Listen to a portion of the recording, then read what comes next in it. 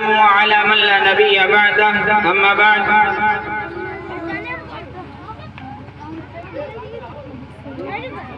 ہر طرف روشنی ہے چلے آئیے،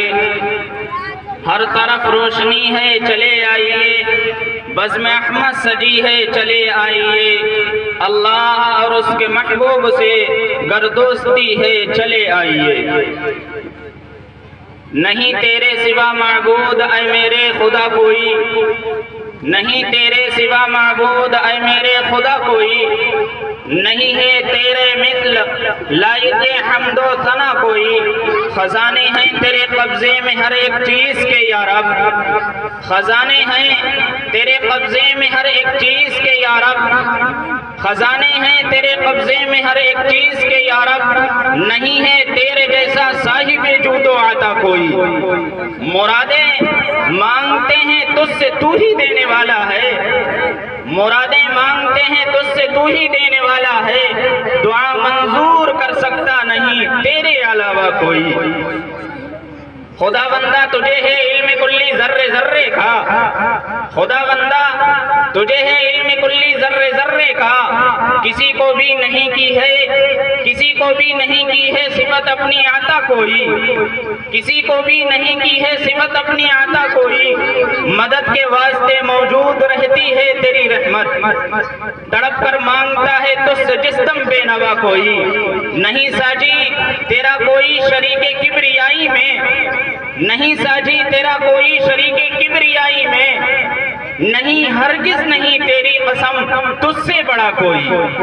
سہارا تیری بخشش کا ہے، سہارا تیری بخشش کا ہے دانش ایسے عاصی کو، سہارا تیری بخشش کا ہے دانش ایسے عاصی کو، نہیں تیرے کرم کی، نہیں تیرے کرم کی میرے مولا انتہا کوئی۔ میرے محترم دوستوں اور عزیز ساتھیوں، جیسا کہ آپ حضرات کو معلوم ہے، اشتہار کے ذریعے سے اور اعلان کے ذریعے سے بھی یہ بتایا جا چکا ہے کہ آج کا یہ جلسہ، آج کی یہ محفل تعلیمی بیداری مہم اور انعامی مقابلے کے سلسلے میں منعقد کی گئی ہے۔ بڑی خوشی کی بات ہے کہ آپ کے اس گاؤں میں ایک دینی اجلاس منعقد کیا گیا ہے، اور ہمارے لیے تو نہایت خوشی کا مقام ہے کہ جس مدرسے میں رہ کر کے ہم نے پڑھا، کچھ بولنا سیکھا، کچھ کہنا سیکھا، کچھ کہنا سیکھا، اس پروردگار عالم کا احسان عظیم ہے کہ جس مدرسے کے اندر ہم نے کچھ سیکھا ہے اسی کے اندر بولنے کا موقع عنایت فرمایا، اور ہمارے اساتذہ کرام اور بڑوں کا یہ کرم ہے اور ان کی شفقت و مہربانی ہے کہ ان لوگوں نے، کہ جنہوں نے ہم کو اس لائق سمجھا اور یہ اہم ذمہ داری سونپی۔ بہرحال آج کا یہ جلسہ تعلیمی بیداری مہم اور انعامی مقابلے کے سلسلے میں منعقد کیا گیا ہے۔ انعامات بھی تقسیم کیے جائیں گے تاکہ بچوں کی حوصلہ افزائی ہو، ان کے والدین کی حوصلہ افزائی ہو، ان کے لواحقین و متعلقین کی حوصلہ افزائی ہو۔ میں آپ کو بتلاتا چلوں کہ علم دین سے لگاؤ اور تعلق اسی شخص کو ہوتا ہے جس کے ساتھ اللہ تعالیٰ بھلائی کا ارادہ کرتا ہے۔ من یرد اللہ بہ خیرا یفقہہ فی الدین، کہ اللہ تعالیٰ جس کے ساتھ بھلائی کا ارادہ کرتا ہے اس کو دین کی سمجھ عطا کر دیتا ہے۔ اس لیے تمام ترین اعمال میں سب سے اہم عبادت اور سب سے اہم مشغلہ علم دین کا حاصل کرنا ہے۔ اس لیے ہمیں علم دین کی قدر کرنی چاہیے، اور جو لوگ اور جو شخص علم دین کی قدر کرتا ہے وہ دونوں عالم میں نمایاں رہتا ہے۔ صفحات عالم اس بات پر شاہد ہیں کہ جن لوگوں نے علم دین کی قدر کی ہے اللہ تعالیٰ نے ان کو مقام بلند اور منصب خاص عطا فرمایا ہے۔ آپ کتابوں کا مطالعہ کیجئے تو پتہ چلتا ہے کہ حضرت آدم علیہ نبی جینا علیہ السلام کو اللہ نے بیش بہا دولت عطا فرمائی اور انہوں نے اس کی قدر کی تو اللہ نے ان کو سرمدی سعادت حاصل کرنے والوں میں شامل کر دیا۔ حضرت نوح، حضرت ابراہیم، حضرت اسماعیل و اسحاق، حضرت یعقوب، حضرت یوسف علیہ نبی جینا علیہ السلام اور دیگر انبیاء اور رسول نے اس عطائے خداوندی یعنی علم دین کی قدر کی تو اللہ تعالیٰ نے کامیابی اور کامرانی ان کا مقدر بنا دی اور ان کو پوری دنیا کا امام و پیشوا بنا کر کے کھڑا کر دیا۔ اور تاریخ شاہد ہے کہ جن لوگوں نے علم دین کی قدر نہیں کی، اس کی ناقدری کی، اللہ تعالیٰ نے ان کو ذلیل و رسوا بھی کر دیا۔ وہ یہود جن کو اللہ تعالیٰ نے بہت ساری نعمتوں سے نوازا تھا، وہ نشے میں آ کر کے کہا کرتے تھے کہ نحن ابناء اللہ و احباؤہ، اللہ تعالیٰ نے ان کو من و سلوہ کی دولت عطا کی، ان کی آنکھوں کے سامنے ان کے دشمن فرعون کو بحر قلزم کے اندر غرق کر دیا، بحر قلزم کے اندر غرق کر دیا، ہزارہ معجزات ان کے اوپر برسائے، لیکن ان علم کے ٹھیکیداروں نے جب حق کو ناحق اور ناحق کو حق بنانا شروع کیا، تورات میں تحریف کی، ثمن قلیل سے احکام الہی کو فروخت کرنا شروع کر دیا تو اللہ تعالیٰ نے قیامت کی صبح تک ذلت و رسوائی ان کا مقدر بنا دی اور ان سے اس علم دین کی دولت کو چھین کر کے اسماعیلیوں میں منتقل کر دیا۔ جب غار ہیرا کے اندر جناب محمد الرسول اللہ صلی اللہ علیہ وسلم کو یہ سرچشمہ دیا گیا، ساری دنیا عاجز و قاصر تھی، جناب محمد الرسول اللہ صلی اللہ علیہ وسلم کوہ صفا پر چڑھ کر کے اعلان کرتے ہیں کہ قولوا لا الہ الا اللہ تفلحوا، وحدانیت کا اقرار کر لو، اپنے سینوں کو علوم قرآن و حدیث کی زینت بنا لو، کامیابی تمہارا مقدر بن جائے گی۔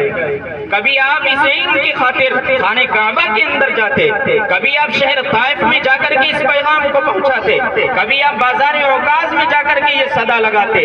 13 برس تک مسلسل بطحہ کی سنگلاخ وادیوں میں پھرتے رہے، اس علم دین کو پھیلاتے رہے، لیکن ان کور چشموں نے اس علم دین کی ناقدری کی تو اللہ تعالیٰ نے اللہ تعالیٰ نے ان سے اس دولت کو چھین لیا، پھر اللہ تعالیٰ نے اس علم کی دولت کو مدینہ منورہ کی طرف منتقل کیا اور جب مدینہ منورہ کی طرف منتقل کیا ان لوگوں نے علم دین کی قدر کی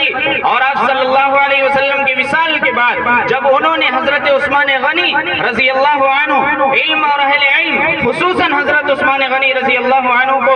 مظلومیت کے ساتھ شہید کر دیا تو اللہ نے اس علم کی دولت کو کوفہ کی طرف منتقل کر دیا اور جب کوفہ والوں نے اس کی قدر کی تب تک ان کے پاس رہی اور جب انہوں نے بھی ناقدری کی تو بغداد کی طرف منتقل کیا اور جب بغداد والوں نے اس کی ناقدری کی تو اللہ نے دہلی کی طرف اس علم دین کی دولت کو منتقل کیا۔ علم دین کے دہلی کے اندر ہزارہ مدارس تھے، مراکز تھے، انگنت بے شمار علماء ربانیین اس سرزمین کی زینت بنے ہوئے تھے، لیکن جب دہلی والوں نے بھی اس علم دین کی ناقدری کی تو اللہ نے انگریز کی شکل میں عذاب بھیجا اور وہ اس وراثت پیغمبر کو لوٹ کر کے لے گئے۔ اس کی پاداش میں اللہ نے یہ دولت دیوبند اور اطراف دیوبند کے حوالے فرمائی اور جو لوگ دارالعلوم اور اس کے نہج پر کام کرتے ہیں تو انہوں نے اتنی دین کی خدمت کی ہے کہ ماضی کی کئی صدیوں میں اس کی نظیر ملنا امر محال ہے۔ شاعر کہتا ہے کہ جو علم کی تجلی غار ہیرا سے نکلی مکہ مدینہ کوفہ بغداد جا کے چمکی،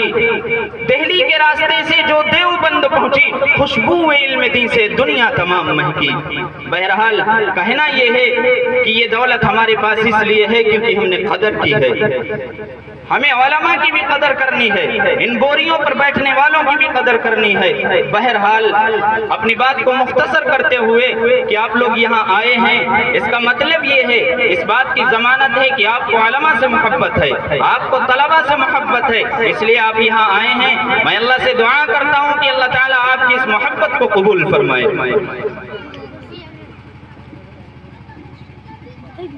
میں یہ بتلاتا چلوں کہ آج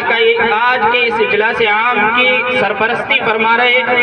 حضرت مفتی محمد ہلال صاحب قاسمی لہر پوری، اور آج کے اس جلسے کی صدارت فرما رہے مشفق و مربی استاد محترم حضرت حافظ محمد عتیق صاحب محتمم مدرسہ حاضہ، اور حکمہ حضرات میں حضرت مفتی محمد افضل صاحب قاسمی استاد الجامعۃ الصفہ لہر پور، اور مفتی محمد عقیل صاحب بسواں، اور مولانا مشیر احمد صاحب تمبوری۔